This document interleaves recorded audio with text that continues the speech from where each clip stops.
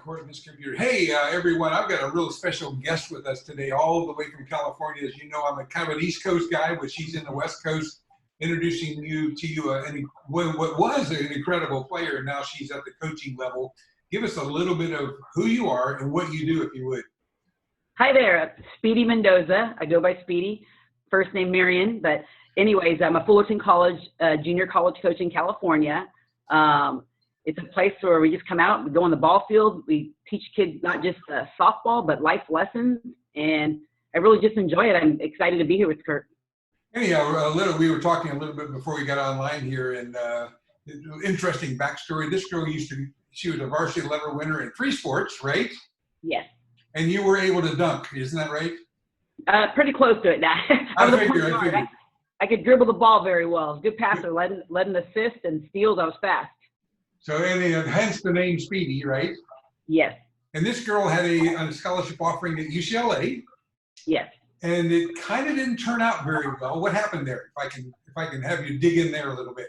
Yes, I was luckily recruited by Sharon Backus and Sue Enquist. I was so excited. I was one of the first on my team. I played for Larry Mays, Deanna Gump's father from Notre Dame. I played for him travel ball, so he had the top scholarships. And then I went on to play for John Longacre, Lisa Longacre at UCLA, her father. So there was a connection there with UCLA, and went on a visit. I was so excited for this visit, and when I got there, the next day they kind of said, Speedy, we think you're a great kid, a good role model, your character's amazing athlete, but we have a feeling you might be an academic liability with your GPA.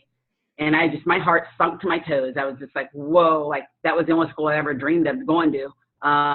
But God had a different plan for me, and I'm glad he did. And they were the most amazing, honest and truthful coaches that I respect to this day. They just told me the truth of what it was going to be like and where they would help me get to my next step. And so they did. I said all my friends were going to Long Beach State, so that's kind of where I wanted to stay close to home. And so they actually reached out to Pete Manarino at Long Beach State, and he gave me a full ride there. Not even seeing me play, just hearing my name from them. So if you were going to give someone advice here that's a student athlete, as a high schooler, what should they be focusing on?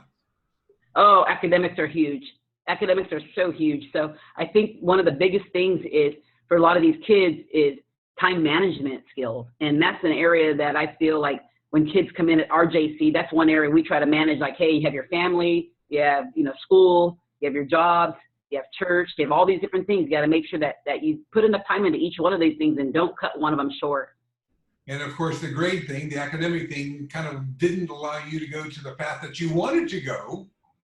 However, it ended up being the perfect path that you did end up going. So academics, I think many people invest 80% and 90% of their time in something they really love, not recognizing that there's a foundation there that they need to take care of first. And I guess you're a great example of that. So yeah, that's a pretty good testimony right there. You don't ever get this testimony from someone like that. Like, hey, take care of your schoolwork, because I was one that did not. So. Yes, and I share that with all my teams. Every year they come in, and I try to explain my story and share with them that these are things that can happen. I'm going to help you try to avoid these problems. And, one of the things at Fullerton College I'm very proud of with our team is, this last season, the last 5 seasons, we've had academic All-Americans on our team. But specifically last season, we went to the state tournament.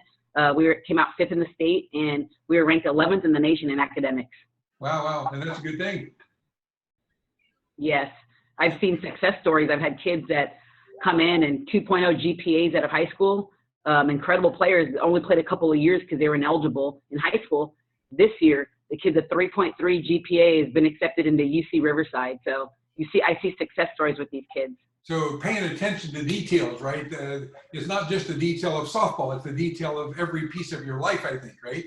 Yes, it's definitely, I call it life coaching. And that's been an area that I've been at Fullerton College now 22 years.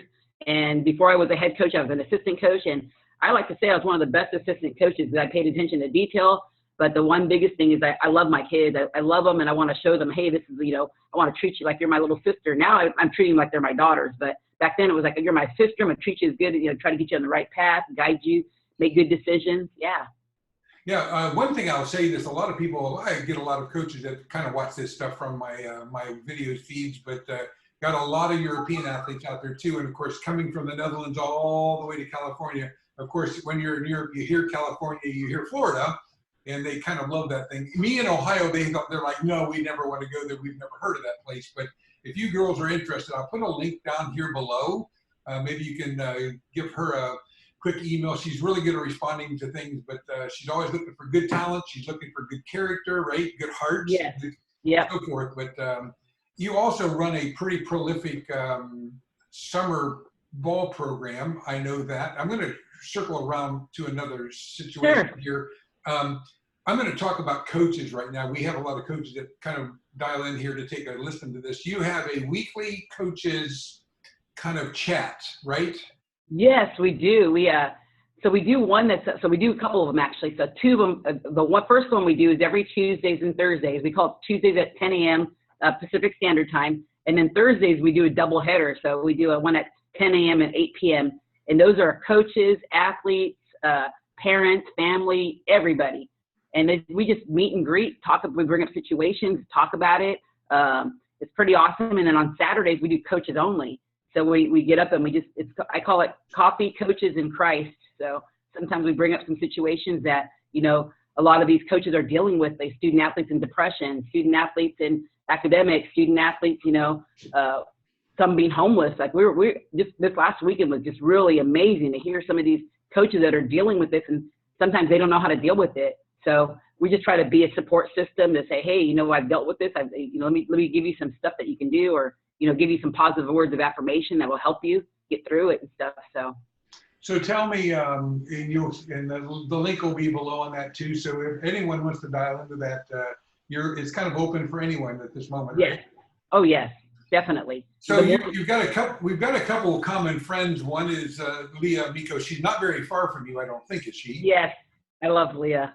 And we got Doc Richardson also is a common friend as well.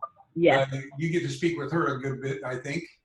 Yeah, I speak with Leah more often. I've actually had Leah on my campus, and she's come down. It's been so amazing. The first time she came, our girls were just so excited. She brought her medals, and when she left, she's like, "Speedy, I need to come back again. I love what you're doing." And she came out, and I said that we're just gonna meet right in front of my campus right there. And she's like, "Are you allowed to do prayer out here?" I said, "Well, I don't see why not. My girls want it." So we sat out there, and she was reading scripture to us, and girls asked questions, and at the end she prayed for us, and it was just really amazing. It was so awesome. Our girls even ask all the time, "Coach, is she coming again next year? Is she coming again?" So Leah's actually been on one of our Zoom calls this last week. Yeah, she's a special gal. I do. Yeah. I had her encourage. I take a bunch of girls to Europe to play in an event that I started a long time ago, and I asked her, one time I said, "Leah, can you lead them a good message?" So she gave me a good little video clip about me, working hard and doing things that she did to try to get to the level that she's at. But I've always been intrigued with you, Speedy. On my side, I know what you stand for. Good heart, good character, good personality, my guys. I think if you were here, I'd probably hire you away from softball. Sorry about that, but I know you're putting it out to God's ears. You never know, it might be out there. That may be true. Hey, really quick, I wanted to talk about another thing that's really intriguing to a lot of people. We talked about, I made mention earlier. I said, "You're Hispanic," and you said, "No, I'm not. And then get into that a little bit. This is fascinating. So I'm Native American. I have a lot of Native. I did that 23andMe, found out my family. I kind of already knew. I just didn't know how much. And everyone always says, "Oh, you're Spanish, you're Mexican." Well, my family's not from Mexico. Well, we have some from Mexico, I guess. But my immediate parents are from here, born in the USA. My grandparents are born here, but my great grandparents were born either Navajo, Cherokee, Serrano Indian. So yeah, I'm Native American, and it's been amazing to find more about my ethnicity and who I am, and I'm excited about it. So did you? Do you embrace this now? Do you smoke the peace pipe every now and then? Or? No, but I just do the peace sign now. Yeah, no. The peace sign. No, I don't see any feathers in your hair, so it must. I got a feather tattoo. See? Oh my gosh! Yes, you sure do. It's right there on you, isn't it? Yep, life. It says life. I like, one of the things I know, I love tattoos, and I just, whatever. And at first everyone was like, you're coaching, you're this. I said, but you know what? That doesn't change who I am as a person. I'm always a firm believer in that. And, I have biblical stuff on me as well. I have Philippians 4:13 and a cross of strength, and, no weapons formed against me shall prosper. So, I I love tattoos. I love sharing my verses so that they're always definitely a piece of conversation when people say like, oh, you got that. I'm like, yeah, and I share. It's an open to share. So is there any real estate left? Yeah, I'm trying to finish my sleeve over here. You know, I'm trying to. It's getting there, right? Well, I guess this is the pearly gates of heaven. Oh, so it's heaven on here, and yeah, it has I have a dove on there for my mother, a breast cancer ribbon for my mother. But yeah, I just I like it. It's definitely a piece of conversation, and as soon as they're like, oh, and then I talk, gives me an open door to talk about my Lord and Savior. Yeah, and anything you're going to do anything Michael Tyson like at all? Oh no, no, I gotta save this. My mom would not approve of that. Yeah, she would probably beat you up, I think. Yes. So now your daughter she's got her first tattoo, right? She does. Really? She just got recently. I made her wait till she was 18, and then very little tiny ones, a little heart and and she has a cross. Yeah, that's how it starts, and you have to show her how it ends, right? No, she won't do any big ones, but she really was, when she was going to church, her friends had like little tattoos and cute ones, and so she's like, Mom, I want a cross. So she has a little cross on her wrist right here, just kind of like, because it's really dainty and smaller. Anyhow, tell us a little bit about, I guess, how you're recruiting an athlete. What are you looking for when you're recruiting? Because there's going to be lots of dads looking out here and thinking, boy, I think I could get my daughter to go to Fullerton. So how do you look at athletes, and what's the credential criteria that you look at? Gosh, the first thing I always look at is a person's character. So I'm always looking for like someone that catches my eye, and not just athletically. I'm always looking for like that diamond in the rough as well. Because I've seen kids where I've had, and I'm like, man, they might not make the team, and then they end up being an All-American. So I don't always look for, they have to have something special about them. So I look for, of course, athleticism, but I'm always looking for also kids that are diamonds in the rough and show me something different about their character and, their work ethic, how they treat their parents. I'm always watching the behind the scenes stuff, how they react to people, because I think in this day and age, you want to make sure you have a kid that's very respectful, that, that wants to do the right thing. So that's kind of what I look for. And then when we talk with them, sometimes I get stories that I'm compelled, like I have to have this kid. Something about her, like like either their family upbringing, like the kid's like on her own pretty much, or like a kid that doesn't have that family support, she's by herself. And I'm like, man, that's God's telling me I got to talk to this kid. And she's, so I'll chat with these kids, and then, we become their family. So yeah. That's kind of, yeah. Sounds like the American Idol. I'm always the one for the underdog. I want that guy to win or that girl to win. So. And there's a lot. Someone said one time that there's probably more talent not playing any given sport than there are playing the sport. Because wow. They either not retired, but yeah, you can retire when you're 14, you can. Yeah. But, people give up because of varying reasons. They've had excuses, they haven't been coached well, or been overcoached or something. They've just quit. And here you've got this great talent that never got to really develop. And anyhow, I'd heard that one time, and actually I heard that at the Olympic level. If you think, the dude from Jamaica is the fastest man in the world, there's other faster men than that just quit. Right.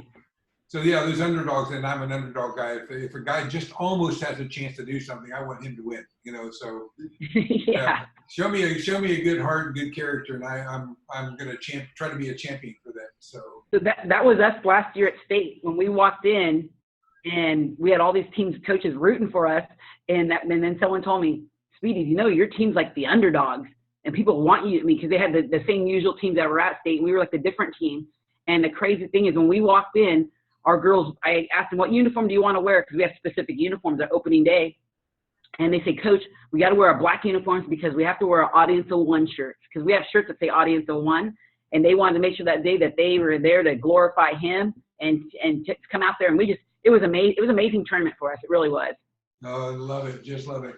Well, girl, I'm going to let you go because I got a couple guys probably went to sleep on us already, but okay. they can rewind it later and take a peek. But thank you so much to hang out with me a little bit. I've loved you from the distance for a long time, but now I got you on my radar screen, and so does a lot of other people. So be expecting some people that'll jump in with you on your chats, and perhaps we can send a few athletes your way as well. Thank you, Kurt, so much. I appreciate being on here and getting to see you and talk with you. It's been a wonderful morning. And it's afternoon now. By the way, she's a little Afternoon, sorry. she's allowed to have it. Her mornings last until 3 our time. So it's pretty crazy. Hey, thanks again, girl. Okay. You have a good day.